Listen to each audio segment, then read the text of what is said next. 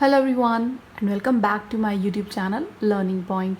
This is Palak Jain and today we are going to understand about Herzberg two-factor theory of motivation.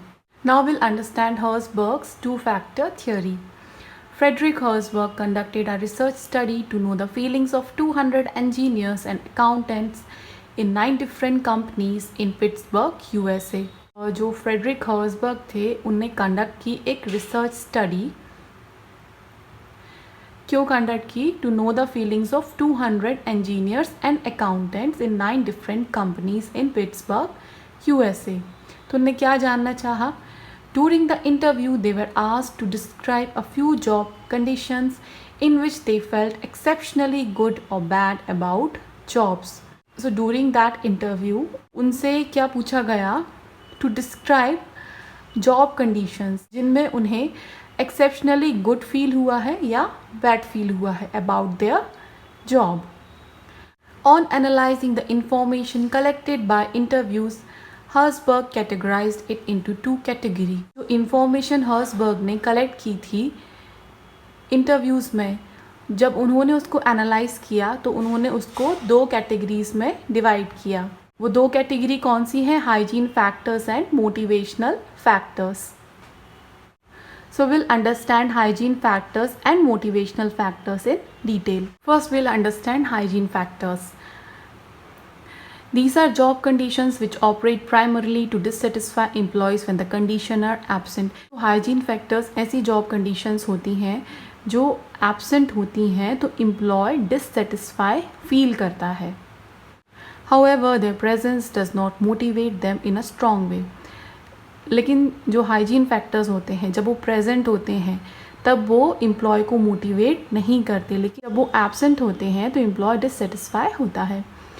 These factors are also termed as maintenance factor as they are required to maintain minimum level of productivity of employees. Hygiene factors होते हैं उनको हम maintenance factor भी बोलते हैं क्योंकि उनकी requirement पड़ती है हमें to maintain minimum level of productivity of employees. Any decrease in these factors will dissatisfy employees. So guys, जब hygiene factor absent होते हैं तो employee dissatisfy होता है, लेकिन जब वो present होते हैं तो उनको satisfaction भी नहीं होता. hygiene factors को dissatisfiers भी बोलते हैं. So guys, you can see in the picture जो हाइजीन फैक्टर्स हैं जब वो एब्सेंट होते हैं तो एम्प्लॉय डिससेटिस्फाइड होता है, उसको डिससेटिस्फैक्शन होता है. बट जब वो प्रेजेंट होते हैं तो ऐसा नहीं कि उनको सेटिस्फैक्शन हो. तो इसमें डिससेटिस्फैक्शन का ऑपोजिट हाइजीन फैक्टर में नो डिससेटिस्फैक्शन है. मतलब जब वो प्रेजेंट होंगे तो नो डिससेटिस्फैक्शन होगा, सेटिस्फैक्शन नहीं होगा.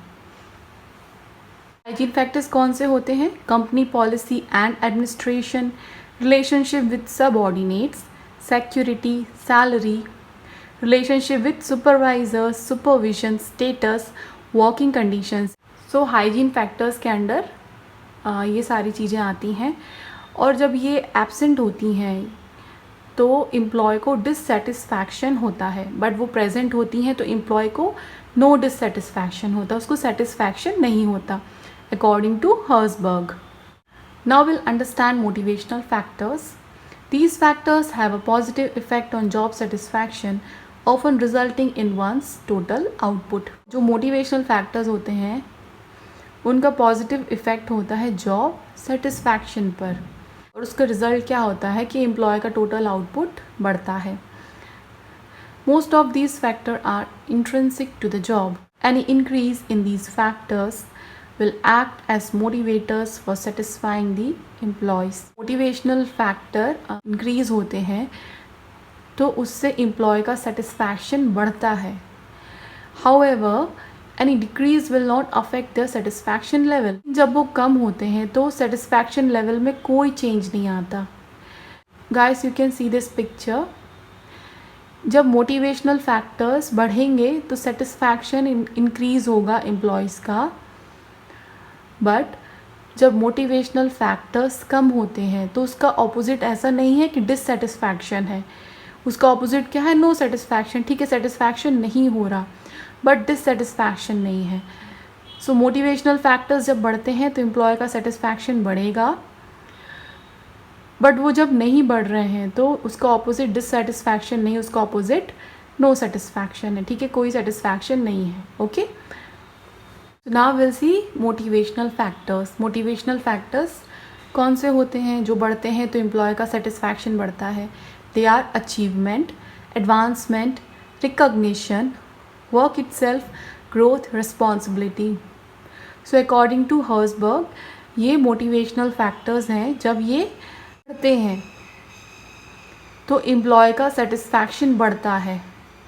बट अगर वो नहीं बढ़ रहे हैं तो ऐसा नहीं है कि वो डिससेटिस्फाई होंगे। ठीक है, उसका ऑपोजिट क्या होगा? No satisfaction. So these are motivational factors. So guys, I hope you'll find this video helpful, and if you find it helpful then please press the like button and subscribe my channel Learning Point.